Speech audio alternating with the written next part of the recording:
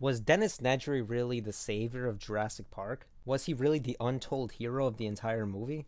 Don't believe me?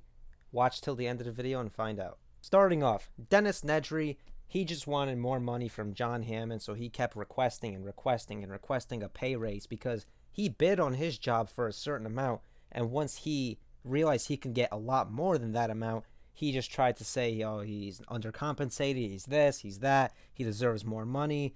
And Hammond, over and over, even in the movie, he just says, I will not get drawn into this financial debate with you, Dennis. So if you're here, you've obviously watched Jurassic Park at one point in time, so you know what happens. Dennis fucks over everybody, messes up the computer system, turns off all the power, and lets all the dinosaurs out of their enclosures. But for a mere second, let's just consider the thought that this doesn't happen, okay? Let's pretend Dennis never did this. Let's pretend from the beginning Dennis was paid what he deserved, what he felt he was owed for his services. Let's say he was paid exactly how much he wanted by Hammond, and they were on completely good terms. They didn't have heat between each other, nothing like that, right? Let's pretend. If this situation played out in the movie, Dennis would have never been mad at Hammond. Obviously, if he got his money, he wouldn't really have a reason to be mad, you know? He would just be working for the park. So he would continue doing his job correctly, or however so he might be doing it, slobby, messy, you know, the Dennis Nedry way. But if Dennis had no ill will towards Jurassic Park or Hammond or anybody, he would not have... I mean, he's a fucked up motherfucker. You can tell from the movie he's just an asshole, you know?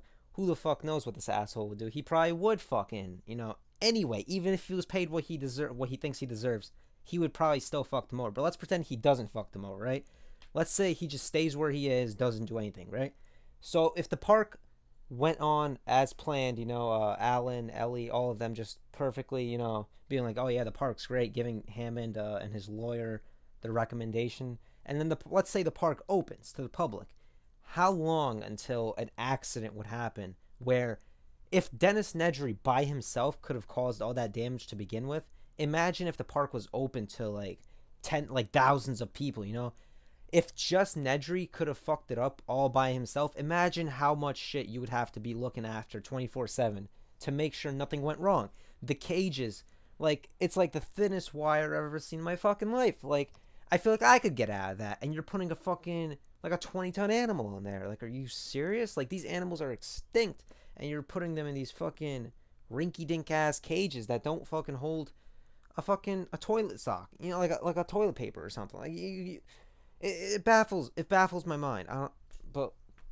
But my point is, eventually Dennis or somebody else would have come along, something would have happened where someone would have fucked up the power, and then, you know, the power might have just went out by accident, and then all the dinosaurs would have gotten out.